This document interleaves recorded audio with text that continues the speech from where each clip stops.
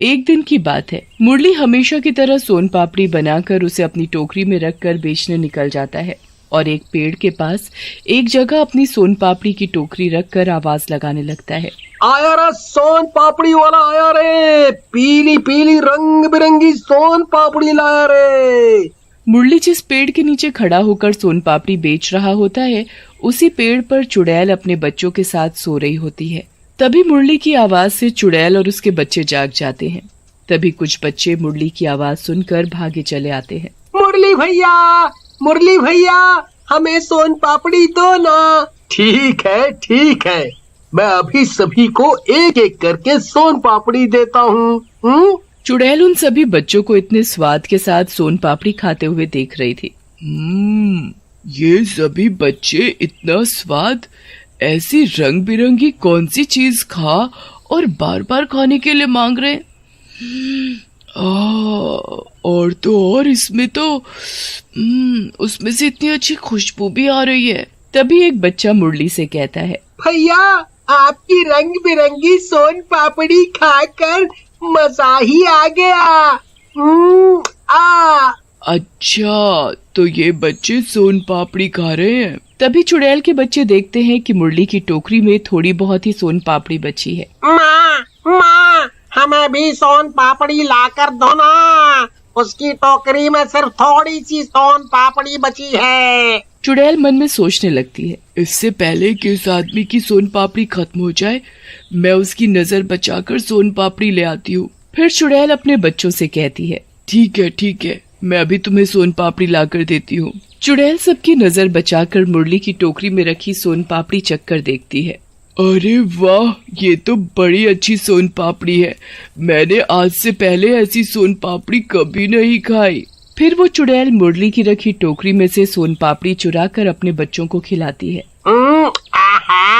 अरे वाह, ये तो बड़ी अच्छी सोन पापड़ी है, खाकर मजा ही आ गया। माँ, थोड़ी सी सोन पापड़ी और लाकर दो ना। तभी चुड़ैल देखती है कि उसकी टोकरी में अब एक भी सोन पापड़ी नहीं बची है। अरे, इस आदमी की टोकरी में तो एक भी सोन पापड़ी नहीं बची।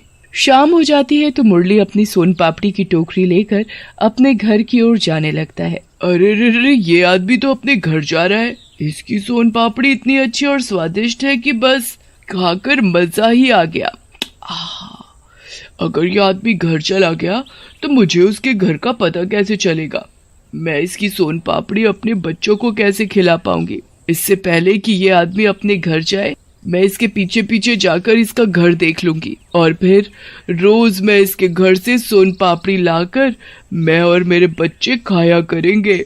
ये सोचकर फिर चुड़ैल भी मुरली के पीछे पीछे उसके घर चली जाती है और घर पहुंचकर मुरली अपनी पत्नी को आवाज लगाता है, सीमा।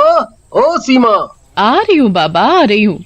तभी मुरली की पत्नी सीमा दरवाजा खोल देती है और मुरली घर के अंदर आ जाता है।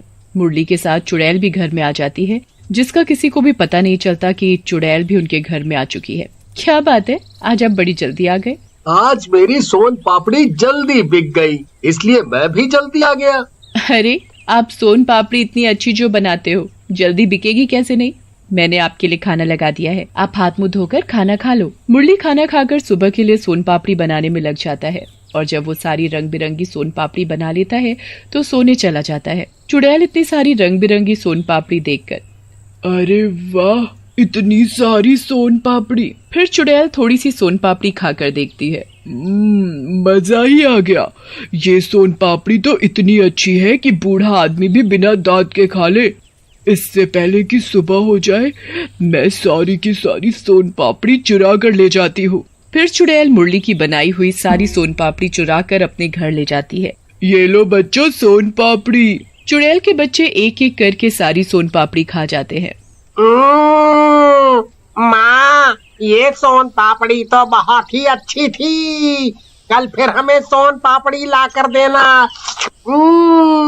ठीक है। और फिर अगली सुबह मुरली सुबह जल्दी नहा धोकर तैयार हो जाता है और सोन पापड़ी बेचने के लिए वो जाने लगता है तो देखता है, अरे ये क्या, सोन पापड़ी की टोकरी तो एकदम खाली है, इसमें से सोन पापड़ी कहाँ गई? मुरली हैरान था कि सारी की सारी सोन पापड़ी कहाँ गायब हो गई। सोन पापड़ी के बारे में वो अपनी पत्नी सीमा से पूछता है। सीमा, क्या तुम्हें पता है कि टोकरी में से सारी की सारी सोन पापड़ी कहाँ गई? अरे ये क्या, सोन पापड़ी की टोकरी तो एकदम खाली है, इसमें से सोन पापड़ी कहाँ गई? यही तो मैं तुमसे पूछ रहा हूँ कि टोकरी में से सोन पापड़ी कहाँ गई? कल रात मैंने सारी सोन पापड़ी टोकरी में बनाकर रखी थी, फिर इसमें से कहाँ चली गई? घर में सोन पापड़ी के गायब होने की वजह से मुरली परेशान हो जाता है और वो आज बेचने भी नहीं जा पाता। फिर जैसे ही रात होती है वो सोन पापड़ी बनाने में लग जाता है और जब सारी सोन पापड़ी बना लेता है तो उन्हें टोकरी में ढककर रख देता है और सो जाता है। उधर चुड़ैल और उसके बच्चों को सोन पापड़ी खाने का मन करता है। माँ, आज भी सोन पापड़ी लाकर दो ना, हमें और सोन पापड़ी खानी है। खानी तो मुझे भी है, उसकी सोन पापड़ी है ही इतनी अच्छी कि रुका ही नहीं जाता। फिर चुड़ैल मुरली के घर दोबारा सोन पापड़ी चुराने चली जाती है और उसकी सोन पापड़ी की टोकरी खोल कर देखती है। वाह वाह, इतनी सारी सोन पापड़ी! और वो सारी की सारी सोन पापड़ी लेकर अपने घर चली जाती है। ये लो बच्चों, तुम्हारी सोन पापड़ी। सोन पापड़ी देखकर चुड़ैल के बच्चों के मुंह से लार टपकने लगती है। सोन पापड़ी, आज तो खाकर मजा ही आ जाएगा। फिर चुड़ैल और उसके बच्चे सारी की सारी सोन पापड़ी खाकर उसका मजा लेते हैं और सो जाते हैं। उधर जब मुरली सुबह सुबह तैयार होकर सोन पापड़ी बेचने के लिए जैसे ही टोकरी उठाता है, ये क्या, आज भी टोकरी में एक भी सोन पापड़ी नहीं है। ये देख मुरली की पत्नी भी हैरान होती है। समझ नहीं आता कि रोज रात में कौन हमारी सोन पापड़ी चुरा कर ले जाता है। अब मैं सोन पापड़ी कहाँ से बेचूंगा? अगर मैं सोन पापड़ी नहीं बेचूंगा तो खाना खाने के लिए पैसे कहाँ से आएंगे? फिर मुरली अपने सर पर हाथ रखकर बैठ जाता है और रोने लगता है।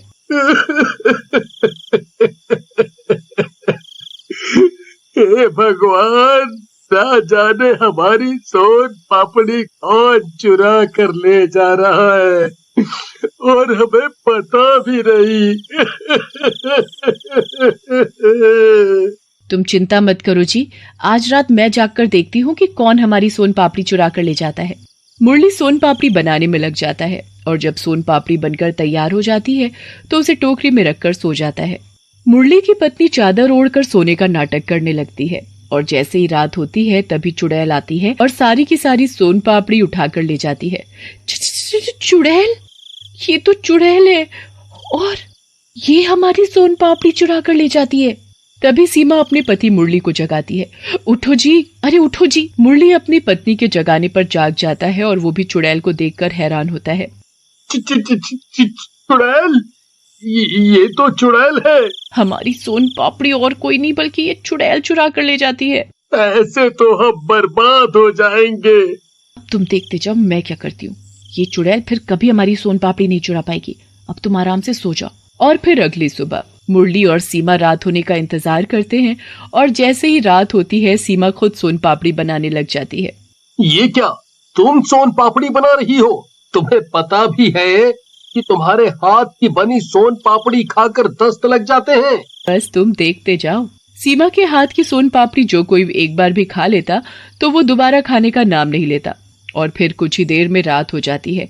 सीमा भी सारी सोन पापड़ी बनाकर टोकरी में ढककर रख देती है और फिर मुरली और सीमा चादर ओढ़कर सोने का नाटक करने लगते हैं। फिर कुछ ही देर में चुड़ैल आती है और सारी की सारी सोन पापड़ी चुरा कर ले जाती है। ये बच्चों, सोन पापड़ी जितनी चाहे खाओ। और फिर चुड़ैल और उसके बच्चे सारी की सारी सोन पापड़ी खा जाते हैं और कुछ देर बाद ही माँ, मेरे पेट में बहुत तेज दर्द हो रहा है, मुझे 2 नंबर जाना है। माँ, मेरे भी पेट में बहुत तेज दर्द हो रहा है, मुझे भी नंबर 2 जाना है। अरे ये क्या, मेरे पेट में गुड़गुड़ क्यों हो रही है? लगता है मुझे भी नंबर 2 जाना पड़ेगा। आहा। फिर चुड़ैल और उसके बच्चे पेट पकड़कर सारी रात नंबर 2 ही भागते रहते हैं। सुबह हो जाती है पर उनका नंबर 2 चालू ही रहता है। माँ, अब कभी हम सोन पापड़ी नहीं खाएंगे, कभी नहीं खाएंगे। मैं भी आज के बाद कभी सोन पापड़ी खाना तो क्या, उसका नाम तक नहीं लूंगी। आओ। फिर उस चुड़ैल ने आज के बाद मुरली और सीमा के घर से सोन पापड़ी चुराना बंद कर दिया।